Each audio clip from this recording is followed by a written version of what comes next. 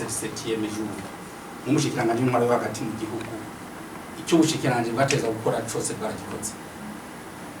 kandi babwire bene data bene wacu muri ngaha ngire ndagisigure mwese mucumvirize neza ndagisigure neza mwese mucumvirize neza ikibazo cabaye muri Eglise Adventiste 7e jour cyari kimaze mu myaka ibiri ikibazo catanguye aho la division yafata ingingo yo gukura Pastoro Joseph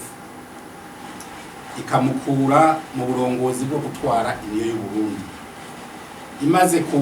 imaze kumukura Joseph acavuga yuko yarafise manditari bwahere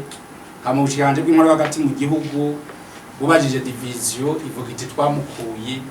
kubeye Agiste Valère iyo nishubwa bwaye bw'umushikanje bw'inkoro hagati mu gihugu hanyuma ico gihe niho bariko bararondera prise d'acte yashiraho Pastor Lamek iyo prise d'acte ntiyabonetse haciye hagumaho Joseph hanyuma iragenda birakura gushikaho mu nyuma ubushikiranganje bw'intwaro hagati mu gihugu burondera kuvugana na division na General Conference mu nyuma haravuye haza delegation ya General Conference iri kumwe na division barabonana n'umushikiranganje bw'intwaro hagati mu gihugu bamaze kubonana barumvikana neza yuko kubera yuko icyo kibazo kimaze kwaduka ishengero ryaciye gica n'umugwiri umugumu uca ku ruhande rwa Joseph ubundi uca ku ruhande rwa Lameki ico gihe rero baca bumvikana n'umushikiranganje bw'intwaro hagati mu gihugu yuko abo bavukana babiri b'abarundi atari bo boja kurongora ishengero rya Eglise Adventiste nubamenyesha yuko ubushikiranganje bwakoze gushikana aho bwahuriye n'intumwa za division na conference generale bahurira Dar es Salaam barumvikana kuri barongera baraca hirya no hino ico kibazo gushikana aho intumwa yari yavuye muri conference generale yavuze iti tuyibwiye ukuntu badutrahije bakagenda bagakora ivyo tutumvikanye yavuga iti jewe murambabarira naraje ndumviriza mugana ciza gutanga raporo y'ivyo twavuganye na decision nari mfise kugira ngene mvize ngo bizogenda uko aranasaba n'imbabazi mu nyuma turabandanya tuvugana gushika naho mu nyuma ubushikiranganje bw'intwaro hagati mu gihugu iterambere rusange mu mutekano bwahavuye bukorana na conference generale bukorana na division barashobora gushikaho division yitanga amazina y'abantu botwara ishengero atari Joseph atari Lameki nkavuga yuko ngaho imbere yaho yuko ayo mazina aboneka ubushikiranganje bw'intwaro hagati mu gihugu bwaragize amanama menshi n'abapastoro bose bo mu Eglise Adventiste bubasaba yuko jewe nyine ndiko ndazigirisha ndabasaba yuko twokwicarana hagati yabo tukarondera uburongozi bwoza bubarongora bose bahurirako ikibazo cyagumye kigaruka cyagumye kizari ikibazo kivuga giti tugahirahira twebwe abapastoro b'i Burundi tukumvikana ati dushizeho uburongozi ubu tuzoba twikuye muri Eglise Adventiste du Monde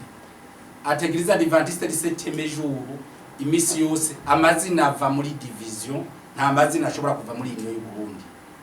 ico rero ubushikiranganje bw'intwaro hagati mu gihugu nshima cyane kandi nibaza yuko ababikoze bose ndabashimira cyane abisize mu ruhara bose bwarakoze akazi kabo kuko bwarashoboye kumvikana na division iratanga abantu bashobora kurongora transition gushika mu kwezi kwa gatandatu bashikira amatora uno munsi rero umuntu ari kavuga yuko ubushikiranganje bw'intwaro mu gihugu hagati mu gihugu ingingo bwafashe buba bwahengamiye yucanye kururiya ico abapastoro bonyene badutumye ndafise mu mapife ngaha twagize ico abapastoro nyene badutumye ati duhamagarire division ize ngaha niyashika ngaha iduhereza abaturongora twese tuca inyuma yayo tuca inyuma y'ubwo burongozi aha rero nomenyesha yuko ico ubushikiranganje bw'intwaro hagati mu gihugu bwasabwe n'abizera abizera bo muri Eglise Adventiste 7e jour ndasubiyemo abizera uko ari abatizera bafise ibindi abizera bose barabonye yuko ingingo yafashwe no gushikiranganje y'ubukanye na division yaje ari ingingo ije gukiza ishengero uretse abo navuze bandi entre guillemets jero nkavuga nti cangiye ndako ntaye nakama no saba yuko umushikiranganje mwara hagati mu gihugu no saba yuko abo bantu babizera entre guillemets bashira imbere ndazabo ko bohagarika ivyo kwitwaza ngo bavuze ngo bazobaca ngo bazogirande bazongera babatize. Eglise Adventiste du 7e jour irafise amategeko yigenga, ico badusabye nico twakoze kandi je sinibaza yuko uno munsi abizera ba Eglise Adventiste du 7e jour basenga abantu, nibaza ko basenga Imana. Ko Yosefu yoba atakiri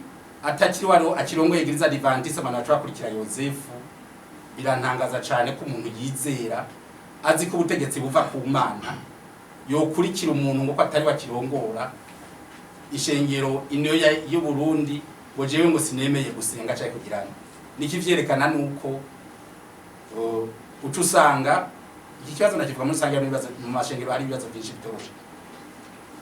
Inyishu twatoye ni inyishu yaze yubaka abizera, ndakigaruze ko yaje yubaka abizera abafise ibindi navyo bizera abo numva nti dushobora kubatorera inyishu tutazi ivyo bizera ivyo arivyo.